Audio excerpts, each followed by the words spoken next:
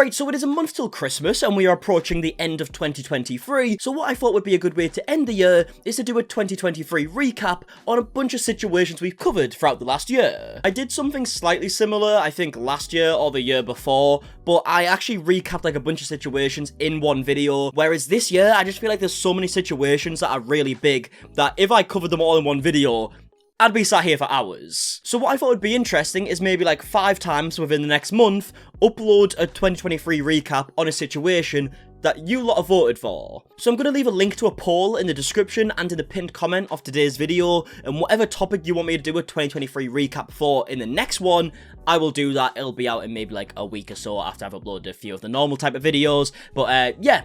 Get voting. But either way, for today's video, I decided to start with the topic that I'm pretty certain would have been the one that would have won the poll originally, and that's A passengers. It is without a doubt the biggest topic that I've covered this year. I mean, that's no secret. I've uploaded a ridiculous amount of videos, especially within the last few months regarding A passengers, because a lot has happened. And if you asked me a year ago what A passengers 2023 would be like, I would have never have guessed. I mean, I would have knew that they would still be completely unlikable. The stuff that they're spewing online would be completely disgusting. I didn't think they were going to turn into angels by any means. It would just be so hard to predict because it's been years of us talking about 8 passengers and saying that something needs to happen here, and there just hasn't been any repercussions for years, so the idea of there finally being repercussions seemed like that was never going to happen. But here we are at the end of 2023, and Ruby, Frankie, and Jodi Hildebrandt are still in jail. But let's go back to the start of the year, before the arrest actually happened, and Jodi and Ruby were continuously posting videos on their Facebook page giving some of the worst advice possible. And in fact, whenever you would criticize this advice, Jodi Hildebrandt specifically would hit back a lot and just call everyone haters. The most impactful ways to get these haters to back off is to share some personal stories of how living in truth has impacted your life. Oh, it has impacted your life, alright. It has definitely impacted your life. I'm not going to argue that. But little did you know at this point, it was going to impact your life by putting you in a fucking cell. To me, it's crazy that it could even reach that point before... Actually, you know what? I was going to say, it's crazy that it would reach that point before Jodi would realise that this way she's living is not correct. But I still don't think she believes that. It really wouldn't surprise me if she sat in her cell right now, still thinking everything that she said previously is correct, and everything that she's done is correct, and in fact it's like everybody else who's just turning against her. I mean, after all, as we'll talk about later in the video, Jodi believes that her sole purpose on Earth is to fight all of Satan. You know, she thinks all these bad people in the world are Satan. So she probably is sat in a cell still believing that, when in actual reality, it's because of her actions that she's in that cell, because the stuff she has done is absolutely disgusting. Yes, lives are transformed when you choose to live in truth. Yep, lives transform, alright, and to be honest, I haven't seen one that's transformed for the good yet. I mean, yourself, you're in a cell, Ruby, also in a cell, but let's also talk about the amount of people's lives that you've tried to ruin, and have been quite successful at that in the past. Adam Paul Steed is a perfect example, just because we've heard so much of his story now. Jodi literally went out of her way to destroy that man's life for no reason. In fact, the reason she did that is because of money and power, right? She loved manipulating people. Obviously, the fact that she manipulates people means they come back to her, which is more money from her clients. And she was more than willing to ruin Adam's life, potentially put him in jail. She was literally trying to do that, and she just had no care in the world, the most selfish person. Obviously, the ironic thing is now that she's the one who's in jail and facing very serious charges. So if that isn't one of the best examples of karma, I have no idea what is. But as much as it's absolutely horrifying what happened to Adam, the sad thing is, it's not just Adam. There are countless amounts of people who've spoke out about their experience with Jodi Hildebrandt. She has negatively affected so many lives throughout the past, like, decades. Walk by someone who's living in truth, they look just like the next guy. But the reality is that they're very centered, they're quite wise, they don't react, they use their mind and their intuition to assess for truth, and they're very clear when they speak. Yeah, in hindsight, after we now know everything that we do know, it is pretty interesting watching these clips back, isn't it? She was so unbelievably smug in all of these videos. She really thought that we were the problem, you know, the people who had a problem with her were the actual problem. And as much as it is completely heartbroken, like what has happened, I'm so glad that there's finally some justice being served, it seems. I think it's been about 80 days now, 80 to 90 days since they've been locked up. Like, it's been a little while, and long may it continue. Hopefully we will hear some updates about it very soon. And yeah, we'll actually see how long they are going to be locked up for. Right, so in June of this year, Sher Frank actually went onto a podcast to talk about her experience with Connexions and her parents. At this point, she'd already spoken out against her mother. This was in 2022, and she made it very clear that she was not speaking to her mother anymore and didn't agree with the stuff that she said. But this is the first time we really heard her speak out against her parents, like on a podcast or a video or whatnot. She starts off by saying her parents used to film their whole lives from when she was 12 years old, and even though she found the whole filming her lives very weird, she did it because it was her job. At the age of 12. We pay for vacations. This is how we get to do fun stuff. Like, you don't love it every day, but you do it because it's work. She also mentions how she quite liked Connexions at first until it got more extreme. When I was in 10th grade, so I was like 15, my family joined a group. Oh, here we go. Connexions. Like a mental health, kind of like a self-help group, basically. Like, it was great at first. Like, we were learning like a new, like learning lingo for stuff, and we were able to communicate in ways that we understood each other. And then as like the years progressed, this group became more extreme, and they began to equate like their curriculum and their teachings kind of with the gospel in a sense. And even continue to talk about how people in the group would manipulate her. I remember going into it, and one of the people had said to me, like, I don't think you have a lot of like empathy for other people and a lot of compassion for other people. Like towards you individually? Yeah. And so I was like, okay, like I'm gonna work on it.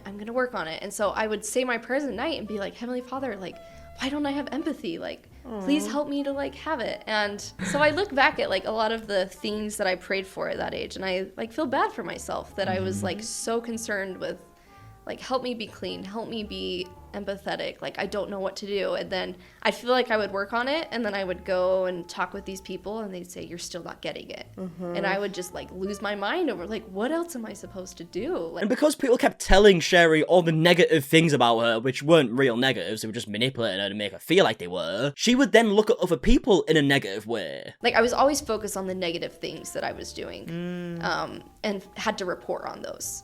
And so I started to notice those things in like other people as well. I would look at somebody and say, your eyes look dark. Like, you're hiding something. And I still find myself to this day, sometimes I make snap judgments about people. And I'm like, crap, no, I don't want to do that. So it's like, it's taken a lot of work, and still is, to like undo that kind of like snap judgment mentality. And I'm really not surprised that that is the effects that the Connexions page has, because it was so unbelievably negative. It was just constantly judging people in the worst possible way about stuff that doesn't need to be judged. I'm talking Ruby Frankie sitting there telling parents that if their child is gay, that they don't deserve to be loved, and that there's something wrong with them, and you need to help them out and try and figure out how to like not be gay, I guess. And I mean, the list is endless. She would talk about how people have eating disorders, and she would say that they're not a real thing, and that they're just attention seeking and lying, and they can control this. Like, she was a horrible, horrible person. So obviously, if you're sat there listening to what Ruby Frankie is saying, and you trust her for whatever reason, obviously in Sherry's case, it's her own mother talking, of course she's going to trust her at first. There's no way that you can listen to that and not feel negativity towards most people. Like, that's the only outcome that's going to happen. I was very judgmental. I was like, wow, she's wearing that. Like, she's going to hell. Wow, she's wearing that. God's so mad at her. Or, so like, I was still very like judgmental about people like That's that. literally and I would how take Ruby religion speaks now. classes, and they would talk about, you know, God is so gracious and kind. And I'd say, well, they've got it wrong. Like, some things within my family were happening that I started to question, like, I don't know if this is okay. Like, I don't know if God would actually support this. Like, is this really the gospel? And so for a long time, for like 7 months of my freshman year in college, I was just debating. I was like, I don't know what to believe. Yeah, so again, you can hear Sherry talking about how she would be so judgmental of people. You can even hear my voice in the background from this previous video, because that's where I found the clip from. And I do say that's how Ruby speaks now. Obviously, we don't know how Ruby speaks now, because she's in jail. But at the time, she was still posting videos, spewing the same stuff, saying if someone is wearing a certain thing, they shouldn't be respected. And again, you can't blame Sherry in the single slightest, because this is her mother we're talking about here, okay? You are going to listen to what your parents say up until the point where you're old enough to kind of realize that this isn't right. And that's exactly what Sherry did. At that point, I was very convinced, like, this is too extreme. I need to do something, change something. But I wasn't sure how, because, you know, I want to honor my family. We're supposed to honor our parents. And I felt that to disagree with them was sinful, and that God would be mad at me too if I did that. And obviously when we found out that Ruby was arrested, Sherry came out and said that she's been trying to contact the police and CPS and whatnot for years. So you can only imagine the stuff that Sherry had seen at this point that we weren't aware of when we first heard this podcast. But Sherry actually does end this podcast by saying that since she is no longer speaking to her mother, her life has got a lot better. You know, as life calms down a bit, it's like, oh my gosh, I can breathe. Like, this is nice. I like this. Like, I wake up in the mornings, I'm like, oh, life is so good. Yeah, so that peace is definitely something that I've been coming to feel more of, because I never had, like, really felt it before. And so... yeah, experiencing it more. Now, obviously, this was before Ruby and Jodi got arrested. I can imagine this whole situation has been very stressful. Obviously, Sherry's having to go to court over and over again, whatnot. So, I don't know what her thoughts and feelings are at the minute. I'm just hoping that she's doing well, right? She deserves to be doing well. So now we're at July of this year, where Ruby and Jodi still hadn't been arrested, but it was clear that the family still weren't on speaking terms with Jodi and Ruby, and they were even throwing some little digs at Ruby here and there. And Ellie's like, hey guys, Yeah. she's like, She's like the truth. yeah. She's like the truth. Like she's like, all right. Yeah. We don't use that word. Sorry. Yeah, I don't think anyone who knows Ruby will ever mention anything as the truth ever again. It's gonna have some negative connotations for life, it seems. But also at this point is when the mainstream media actually started talking about 8 Passengers a lot more. Which is weird, right? Because a bunch of people have been talking about 8 Passengers for years. Like, I've been talking about 8 Passengers for, I think, about 4 years, 5 years now. Loads of other channels have been talking about 8 Passengers for just as long, or maybe longer. Like, people have been talking about 8 Passengers for ridiculously long, and it took up until this year for mainstream media to really start covering them. And when I say covering them, I just mean because a few of their videos, like, went viral, and people were debating if the parental techniques were good or not, which... it's a bit mad that that should even be a debate. And in fact, as we'll eventually get to, a lot of people were defending 8 Passengers at this point, and I can imagine them people are probably looking back at their comments now thinking, well, I was a fucking idiot. Well, you'd like to hope so, right? If they're still defending Ruby at this point, then I have no faith in humanity. But either way, here were some of the headlines coming out around July time of this year. Mum criticised for making children pay for their things with cash or chores, or watch them be thrown away. Mum of 4-year-old tells school her child can go hungry since a little girl is responsible for packing her own lunch each morning and didn't do it. And there was a few more at this time. The main clip that was kind of going viral was the clip of Ruby talking about how the teacher at her child's school is ringing her saying, look, your kid doesn't have any food, like, can you bring some food over? And Ruby says, actually, no, I can't, because my child, who was 6-year-old at the time, didn't pack their own lunch, so she's gonna have to go hungry. A horrible, horrible woman, but that's not exactly a surprise at this point. But I mean, just look at some of the comments that we were seeing at this time. Now, it is worth mentioning, obviously, Ruby and Jodi hadn't been arrested at this point, so that knowledge wasn't out there of the completely serious and disgusting stuff that's happened that we do know about now. So I'm not trying to trick people into thinking that these people are making these judgments with that in mind, okay? This was just based on them articles, that specific clip. Certainly teaching them responsibility. I'm with her. You go, mum. Good on you, mum. Great life lesson for your daughter. Maybe she won't tell lies next time too. Now, people were genuinely defending 8 Passengers at this point, and look, we still didn't know the severity of the situation at this point, but there was still so much information out there that made it very clear that there is definitely something to be worried about with Ruby and Kevin and Jodi and whoever else was involved. Obviously, the people commenting here might have only just seen that one clip, but even that clip is awful. Like, it's mad that people were defending them. I used to get comments on all of my 8 Passengers videos, up until the arrest, basically defending Ruby, saying, look, she's just a strict parent. There's nothing wrong with that. Some parents are stricter than others, which is a fact, right? But the stuff we've seen Ruby doing wasn't just strict parenting, it was disgusting. Now, towards the end of July, we did get another update from Sher Frankie, and obviously the arrest hasn't happened at this point, but it was actually a year to the day that Sherry, like, stopped speaking to her parents, I believe, right? Today marks the 1-year anniversary of the hardest day of my life. A year ago, I wrote this in my journal.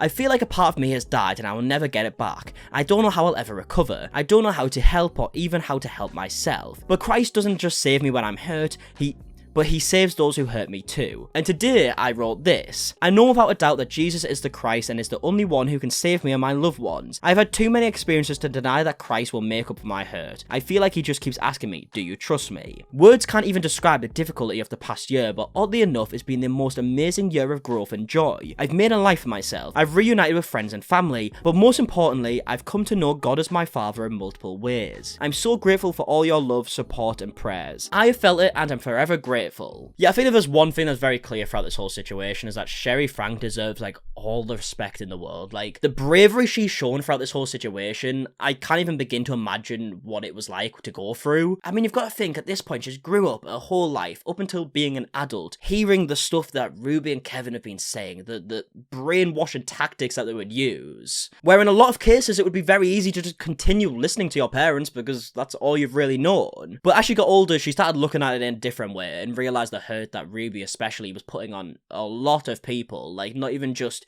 in her own life, but online as well. And she stood up for her siblings in every way she possibly could, and I just think it's ridiculously courageous. And like I said, if there's anyone who deserves a ridiculous amount of respect here, it's Sher Frankie. So now we're up to August of 2023, which is actually the month that Ruby and Jodi got arrested, but didn't happen until right at the end of the month. But what happened at the beginning of the month is that the 8 Passengers YouTube channel was actually deleted from the website. As you can see here, this is from my video 3 months ago talking about it. I searched 8 Passengers and the channel didn't come up. The channel had been taken down. Now, it was unclear if it had been terminated or deleted. It seems like it had been deleted more than anything. Now, is that because they were scared that it would have, like, evidence in it? I mean, later on in the month, they did get arrested. Who knows? We still don't really know, quite frankly. But yeah, it ended up getting deleted just before the arrest. To me, it seems hard to believe that that's what happened. Like, they thought this evidence was going to be there and they thought maybe there's a chance they could be arrested, because when they got arrested, it was because one of the kids actually escaped. They couldn't have planned for that. So who knows why they deleted it? I mean, the police and CPS did show up to the house on multiple occasions throughout the last few years, so maybe they were just trying to be cautious. I don't know. But now we're up to the point where we find out about the arrest, and in fact, this was my first video talking about it. So this video is going to be a bit of a weird one, because obviously I've been making videos on 8 Passengers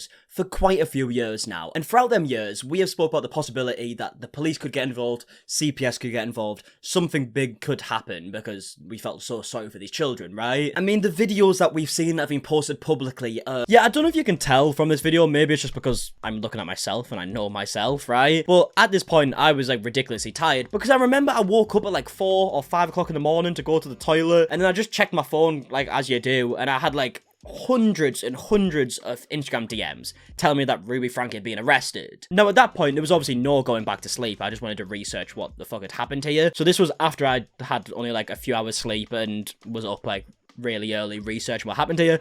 So I was quite tired, but there was zero chance that I was getting to sleep at that point. I was refreshing like articles and like news pages and Google and whatnot and Reddit pages non-stop trying to find out more information, because at this point we still didn't really know what happened. It was so worrying because we didn't know if the children were still in danger at this point. There was a big lack of information, but we did know some information at this point. I mean, Sher Frank had actually uploaded an Instagram story, as we can see here, saying finally, and this is Ruby getting arrested. She also posted another Instagram story saying, "Hi all, today's been a big day. Me and my family are so glad justice is being served. We've been trying to tell the police and CPS for years about this, and so glad they finally decided to step up. Kids are safe, but there's a long road ahead. Please keep them in your prayers and also respect their privacy." And then hour by hour, we were getting more information. We then saw the charges and actually realised that Jodi Hildebrandt had been arrested too. As we can see here by the jail bookings, we've got Ruby Franke, who's been arrested on aggravated child abuse intentionally or knowingly, and then also Jodi Hildebrandt. We then got more Instagram stories from Sherry saying that she needed people's help, as we can see here, saying if you have any links to any questionable or concerning Connexions or 8 Passengers videos, please DM them to me. It's too much for me to sort through myself. And I know a ridiculous amount of people sent God knows how many videos and proof and whatnot, so hopefully she has enough. I can't imagine how hard it would have been to go through them, not just because of the quantity of them, but also because of the context of what was in them clips. But this is also why I can see this case going on for a ridiculous amount of time. The amount of evidence is actually astonishing, which is a good thing, right? Because then you would like to think that justice will be served and these people will be held accountable and they will get the correct punishment, but also it means that we might not know what the conclusion's going to be for a long time. We also had the siblings of Ruby coming out and basically posting the same statement. For the last 3 years, we have kept quiet on the subject of our sister Ruby Franke for the sake of her children. Behind the public scene, we have done everything we could to try and make sure the kids were safe. We wouldn't feel right about moving forward with regular content without addressing the most recent events. Once we do, we will not be commenting on it further. Ruby was arrested, which needed to happen. Jodi was arrested, which needed to happen. The kids are now safe, which is #1 priority. And at this point is when we actually started finding out details of what specifically happened. The child knocked on the door door and asked for food and water, but the neighbour noticed duct tape on the child's ankles and wrists and called police, documents state. The calling party stated the juvenile appeared to be emaciated and malnourished, with open wounds and duct tape around the extremities.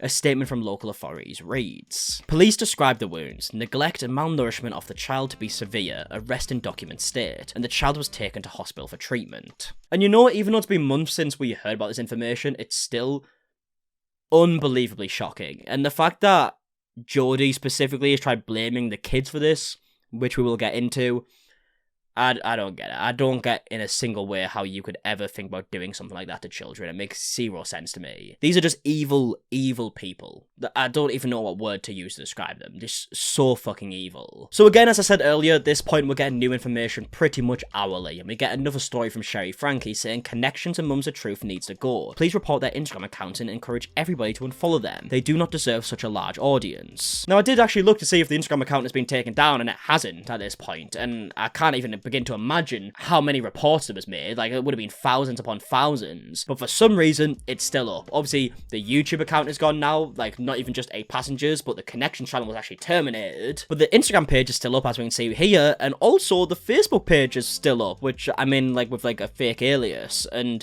obviously there's no activity on anymore, but it's still there. Very mind-blowing to me. You'd think that the social media platforms would take them down, especially with how big the story is, so I don't get it, but they've kept them there. And at this point, we first started hearing from Kevin's attorney, who we did end up hearing from a lot. I'm not going to cover all the times we heard from him, because he basically said the same thing over and over again. But basically, he went on a bit of a PR tour to try and make Kevin seem like an angel. Urgent focus is simply to keep his children together under his fatherly care, Randy S. Kester said. And even though that was the first statement, he then went on to do plenty of interviews. They were separated, I read, for 13 months, so they weren't living with each other. How much was he seeing the kids? Almost not at all. Actually, not at all. Yeah, so his attorney keeps saying this over and over again to try and like defend Kevin, saying like, look, he wasn't even seeing the kids, which I don't get how he thinks that makes him look good. He's the father of these kids and he didn't even want to check up on them and make sure that they're okay, especially when it's such public information that Ruby Franke is a worrying human being. The way she acts and the way she treats people is really worrying. That's not secret information. That's something that hundreds of thousands, if not millions of people know at this point, and he didn't feel like checking up. But his attorney says this to try and make him seem good. I don't get it. Did he ever believe that the kids were in danger? Did he ever believe that Ruby might have been doing something to the kids? He had nothing to indicate that. Yeah, so apparently millions of people around the world had something that indicated that, but Kevin didn't.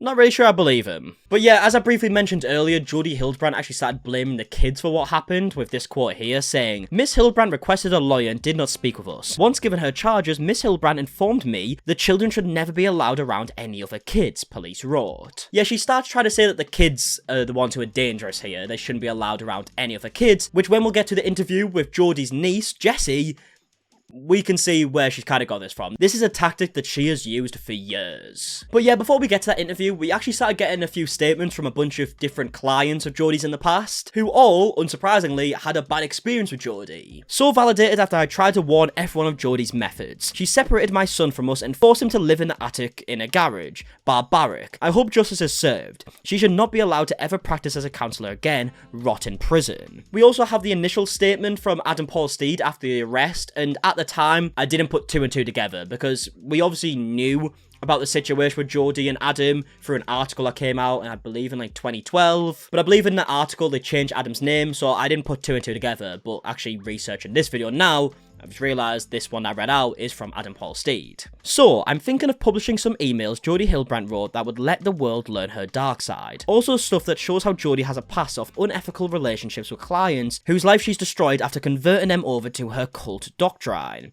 Like this lady. Also, if anyone else were victims of this lady, I'm going to go to her criminal hearings. I want her to see me in court and know her day of reckoning is coming. And again, we have another statement from a previous client saying, it was only a matter of time before you'd be exposed, Jodi Hildebrandt. I knew from the moment I met you something was incredibly off with you. Something dark and haunting. You played a significant role in ruining the relationships of some of my loved ones with your distortion counselling. You brought a tremendous amount of pain to these families, including mine. I hope this situation teaches you the lessons you've been needing and allows you the time to get counselling yourself to find peace moving forward. No more pain for you or your clients. Also around this time we found out what the specific charges were that were made against Jodi and Ruby. The 6 counts of aggravated child abuse, 3 for each children, I believe, and each count being slightly different to the other one. So the first one is physical injuries, including physical torture. The second one is physical injury, including any conduct that results in starvation or failure to thrive, or malnutrition that jeopardizes the child's life. And the third one is physical injury, including conduct towards a child that results in severe emotional harm, severe developmental delay, or intellectual disability. Again, completely heartbreaking, obviously, hearing what the charges are and the stuff that these children have been through. I mean, they've done absolutely nothing wrong to be in this situation. They've just existed, and unfortunately they've been dealt this hand where they've had to deal with Jodi and Ruby, who were evil people. Now, at this point, we're still only a few days after the arrest. All this information I've said since we spoke about the arrest earlier in the video has all been in the space of a few days. There's so much information that was coming out so quickly. I mean, at this point, we started hearing from multiple neighbours who were all extremely worried with the stuff they've seen with Ruby and Jodi in the past. An Ivans, Utah resident who lives nearby the family and asked not to be named for privacy tells Rolling Stone that he and the other neighbours have called the police on Frankie multiple times out of concern for the children, and notes that there were weeks at a time where the children appeared to be left at home without an adult present. We have another neighbour who said F1 is just breathing a collective sigh of relief because we thought they were going to come out with a house with body bags, a male neighbour said. Like, the fact that they even assumed that could have been a possibility really puts in perspective the type of people that Jodi and Ruby are. They had everyone worried. Neighbours said Frankie would insert herself into other neighbours' lives. One neighbour cited an instance in which Frankie gives a sermon-like lecture over what she called inappropriate posters of women posing in shorts that were displayed in a garage. Yeah, what a shock. Ruby Franke can't just mind her own business. She went up to one of the neighbours and started, like, spewing a bunch of shit because they had a poster in the garage.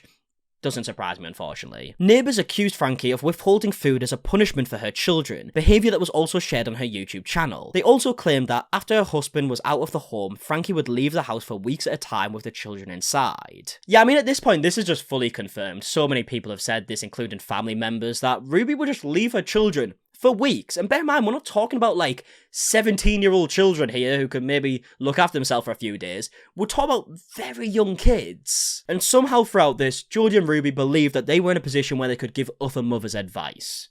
Someone make it make sense. The male neighbour recalled how Frankie's youngest daughter, Eve, who was about 10 years old, would wander the neighbourhood while her mother was away for prolonged periods after she kicked Kevin Franke out of the house. Eve would look for companions in the community, the neighbours said. The neighbour said it did not seem like she was attending school. The Nebo School District, which represents that Springfield area, did not immediately reply to a request for comment. Yeah, Ruby has spoke openly about how she was homeschooling the kids, which now we know this information is even more worrying. Like, was she homeschooling these kids so that they couldn't tell anyone about what was happening? It really does make you think that, right? But even at this time, while Ruby just left her kids for a long period of time, they would just wander the street, trying to look for a friend, and they couldn't because the other kids would be at school. Like, the way that Ruby negatively affects these kids' lives is genuinely disgusting beyond belief. Over the course of the day, the temperature was over 100 degrees, and I give up after a while because it was so hot. But I noticed the kids stayed out there, the neighbour explained. Yeah, again, it's not a secret that Jodi and Ruby, and even Pam Bodger, which we'll get to in a bit, would just make the kids do chores all the time, and even get them outside doing gardening in ridiculous heat, when, I mean, they're too young to be working anyways, but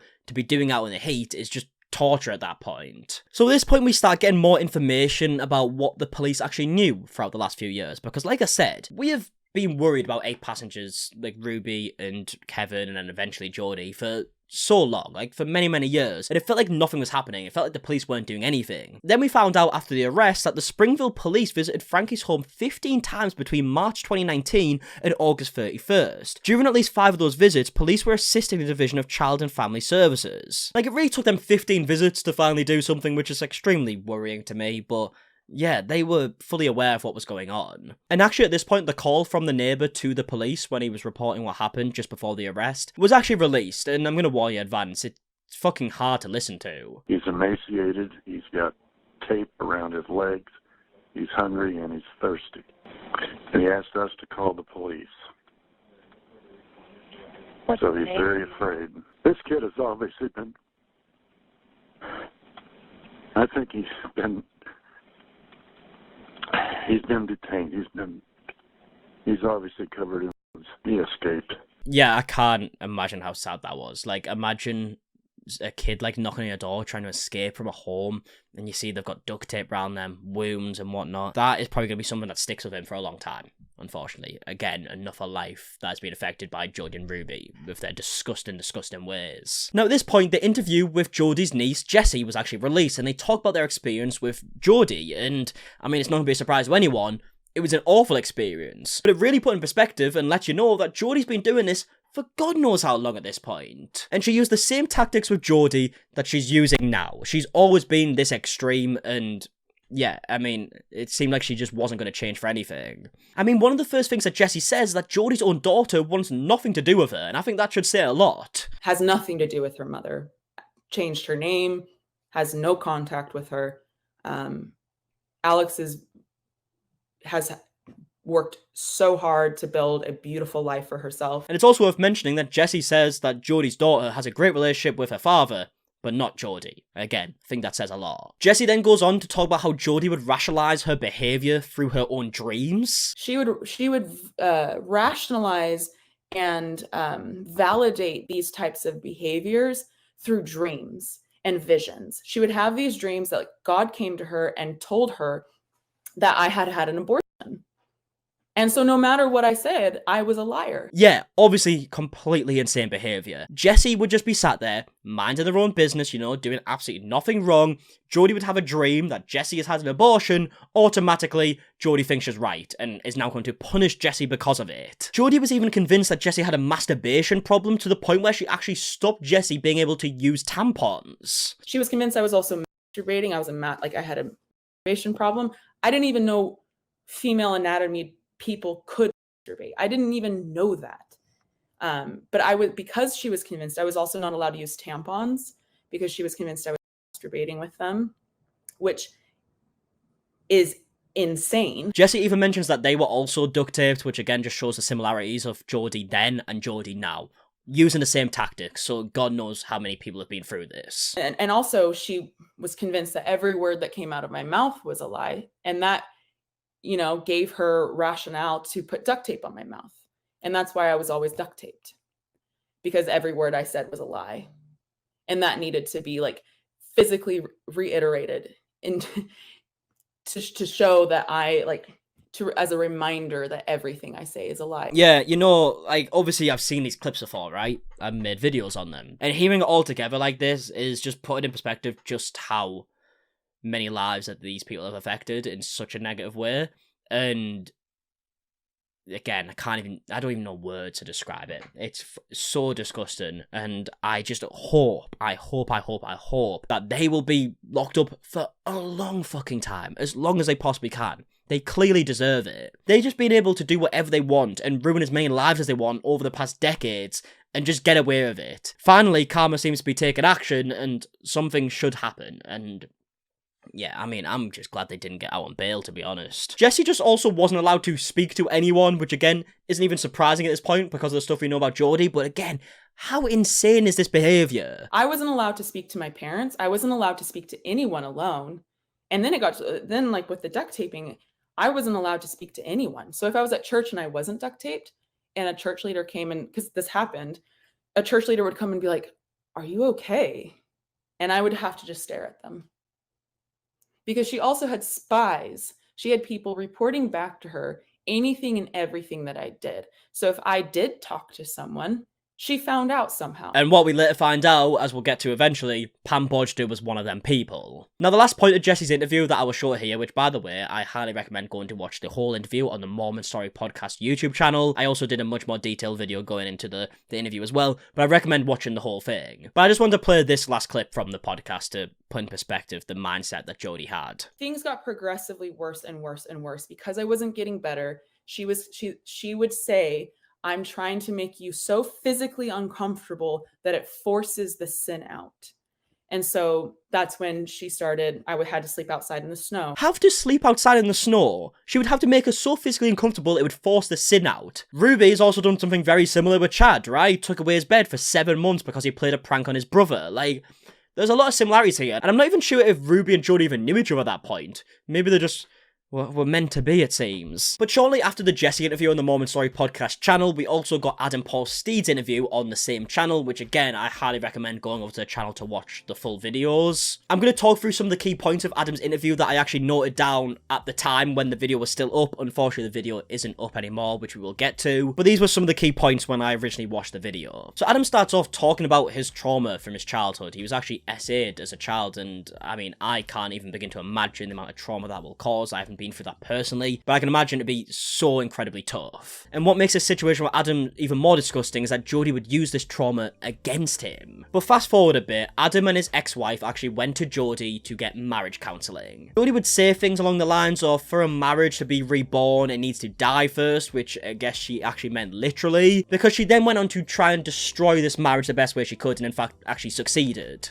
In fact, John, the person doing the interview, the person who runs the Mormon Stories podcast channel, says that he knows someone who had a very similar experience with Jodi. Like, there's so many people who've been through this. But either way, getting back to Adam's story. So his wife at the time, who was actually pregnant at the time as well, ends up giving Adam a list of boundaries that Jodi has told her to make. These boundaries include, like, no physical touch, barely even speaking, we don't even need to talk about, like, how our day's going, just like acting as if you're strangers. But when Adam's wife at the time actually shown Jodi this list, she wanted to add something to it. And the thing that she added to this list was the fact that Adam wouldn't be able to go and see any other therapist. She wanted Adam to be locked into this whole brainwashing cult that Jodi had created. And from this point, Jodi would carry on just manipulating Adam's then wife, trying to get her to report Adam to the police. In fact, she tried doing that on multiple occasions. She would ring the police and say that Adam has been abusive to her. When the police would get there, they would say, how's he been abusive? She would say, he's not respecting my boundaries that I've listed. He's left his backpack on the sofa. Or when I was stood in the way of the doorway, he was trying to get out. Like,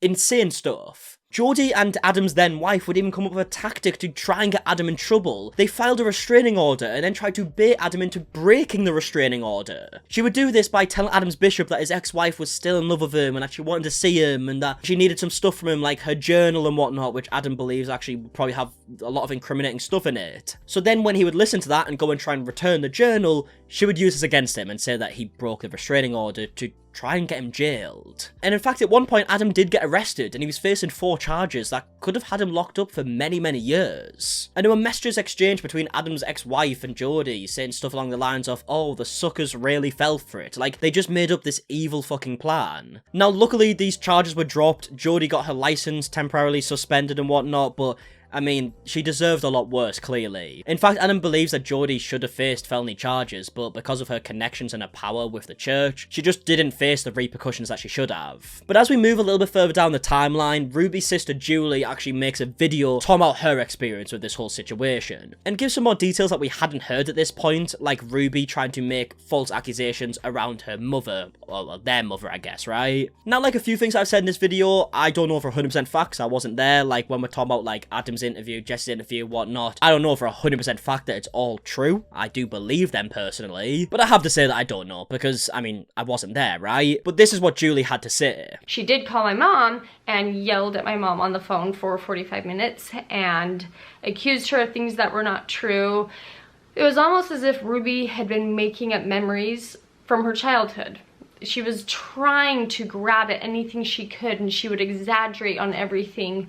So she started all of her lies back then, lying to everyone in her life. And this is something that Julie and Bonnie have both said now. Also around this time we saw the police report which actually listed some of the items that were found in Jodi's home. Rope used to bound the victim, duct tape style tape used to bound or cover wounds from being bound by rope, plastic or shrink wrap used to cover injuries or any other items used to bound or cause bodily harm to an individual, or consistent with a criminal charge of child abuse, neglect or endangerment. Horrifying details, obviously, but unfortunately, like I said, with Jodi, it's not much of a surprise, and I think that says a lot. Okay, so at this point, we're a few weeks after Adam Paul Steed's interview had been released, and all of a sudden it was taken down. And this is because the Mormon Stories podcast channel received a temporary restraining order where they had to take it down. Mormon Stories podcast has just received today a temporary restraining order requiring us to take down our interview with Adam Paul Steed. the courageous whistleblower to Mormon Church Boy Scout sexual abuse in Idaho. But John makes it very clear in this video that regardless of this situation, he's going to continue to fight for what's right, and he's actually working with a bunch of mainstream media outlets to give voices to the victims. This week, we are actively working, we at Mormon Stories Podcast, me, John Dillon, we are actively working with a few major media outlets to, number one, give voice to the victims of Jodi Hildebrandt, but also of the other Mormon Church recommended, quote, sex addiction therapists like the Sons of Helaman, like Fight the New Drug, like Lifestar, etc. Now, a little bit later on, Adam actually gave his thoughts on why he believes his podcast was taken down, and this is what he had to say. I was court-ordered to ask media not to tell my story. The grounds for this court order was a family judge interpreting my comments as negative about other party. I'm not saying they are not true, said the judge. The other party, I'm assuming being his then wife, because I believe they're going through a bit of a custody battle at the minute. I strongly disagree with her logic and think that this is a cover-up by the Mormon Church using a family court involved in racketeering. I did cover this whole statement in a video that was probably 10 days ago. As you're watching this video right now, it's 8 days ago as I'm recording. But yeah, Adam has some very strong opinions why the podcast was deleted, and I just think it's absolutely ridiculous that it was ever deleted. Like, the fact that Adam can't just speak about his story after everything he's been through is insane to me. But yeah, let's get to Pam Bodger, because at the beginning of October, we were made aware of Pam Bodger, or I guess we were kind of made aware of Pam a little while ago when we first heard about Connexions, but didn't really know much about her. But at this point in the situation, people are asking, what has Pam got to do with this? Because there's only 3 people listed on the Connexions website. There's Jodi, there's Ruby, and there's Pam Bodger, who is apparently the president of Connexions Foundation. And in fact, Jessie, Jodi's niece, says that Pam was around and knew about what was happening. Pam Bodger, when I was living with Jodi, Pam Bodger was around. She was Jodi's like best friend. And I didn't realize that she was connected in this. I mean, I have very strong feelings towards Pam because of not that she was directly applying abuse, like just she wasn't like actually involved, but she was one of the people that was like constantly surveilling, like the surveillance of like reporting back to Jodi. And in fact, eventually we did find out that Pam was somewhat involved in this specific situation, because at the time of Ruby and Jodi's arrest, Pam was looking after 2 of Ruby's children. When you picked her up, what was the case? Did somebody ask you to pick her up, or did you just pick her up? What was going on?